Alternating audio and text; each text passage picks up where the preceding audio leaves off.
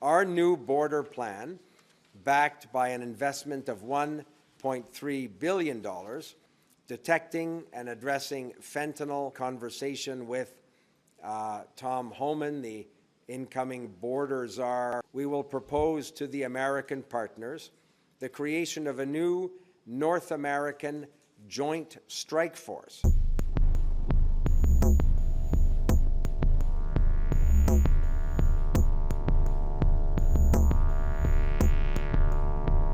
Our new border plan, backed by an investment of $1.3 billion, will secure our border against the flow of illegal drugs and irregular migration, while ensuring the free flow of people and goods that are at the core of North America's prosperity.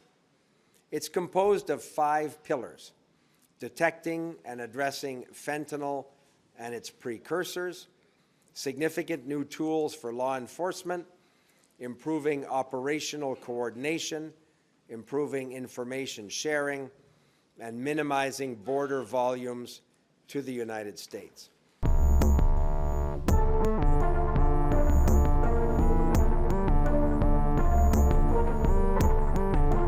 In addition, in the fall economic statement, we're proposing to expand the Canada Border Services Agency's mandate to allow border officers to legislatively inspect exports, the same way they do imports, but enabling us to crack down on the domestic production and export of illegal drugs like fentanyl.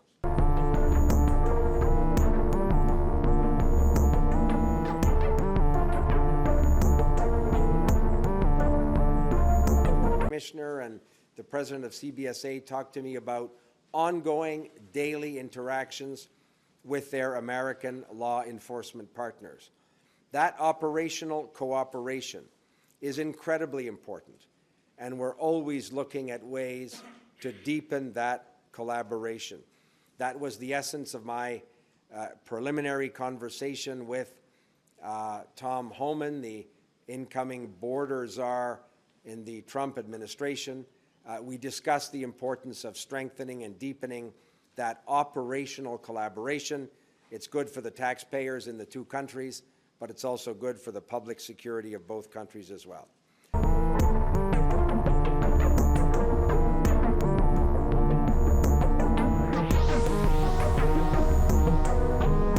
The creation of a new North American Joint Strike Force to target transnational organized crime. This new Joint Strike Force could include, for example, support in operational surges, dedicated synthetic drug units, expanded combined forces special enforcement units, bi-national integrated border enforcement teams, and new technical operations capacity and related infrastructure.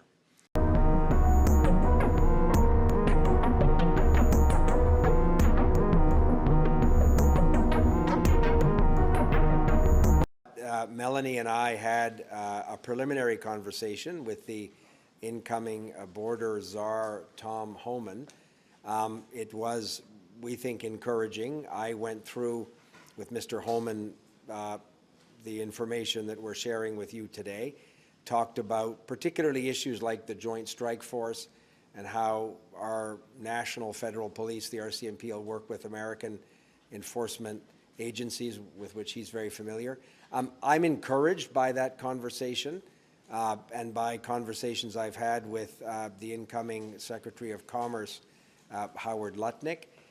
We agreed both in the case of Mr. Homan and Mr. Lutnick to hopefully get together in person in the next couple of weeks to continue the conversation. So I'm optimistic. We have a lot of work ahead of us.